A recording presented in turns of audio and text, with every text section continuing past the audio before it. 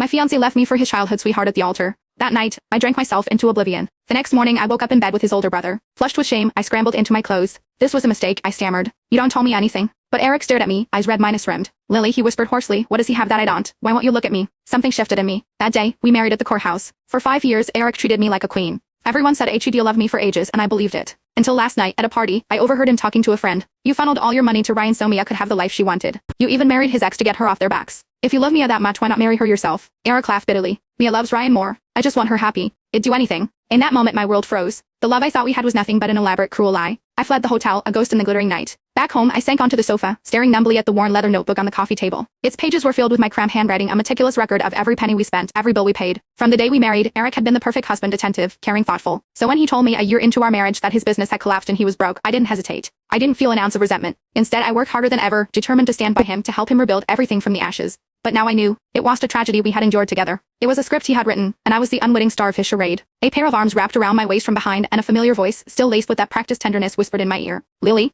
what are you doing? I took a deep breath, snapping the notebook shut. Just going over the budget, I said, my voice carefully neutral. A flicker of a frown crossed Eric's face before it vanished, replaced by his usual look of weary affection. You're exhausting yourself, he murmured, shaking his head. I keep telling you, you don't have to work so hard. What's the point of having a husband if you do everything yourself? His hand came up to cut my cheek, his eyes swimming with a counterfeit sympathy that was almost convincing. You should get out more, he continued softly. See the world. Be more free-spirited. Like Mia. I used to melt when he said things like that, thinking he genuinely cared about my happiness. After all, before him I was a woman who dreamed of passports filled with stamps and horizons without end. Now, his words were just acid in an open wound. This wasn't concern. It was a comparison, and I was the one who came up short. He was telling me I wasn't enough because I wasn't her. He had no idea. HED never seen the chaotic frenzy of the 5 a.m. fish market, never fought through the crowds for a supermarket sale. He had no concept of how the relentless grind of keeping a home, of stretching every dollar, had worn my dreams down to dust. The world he wanted me to see was a luxury I couldn't afford, all because I was the life he was funding for his brother and the woman he truly loved. I clenched my fists, forcing a placid expression onto my face. Did you forget? I asked, looking up at him. Today is an important day. Eric's brow furrowed in concentration. He searched his memory for a long moment, and then a look of realization dawned on his face. My heart gave a pathetic little leap. He remembered. He remembered our anniversary. But in the next second his gaze slid past me as he pulled out his phone. Right,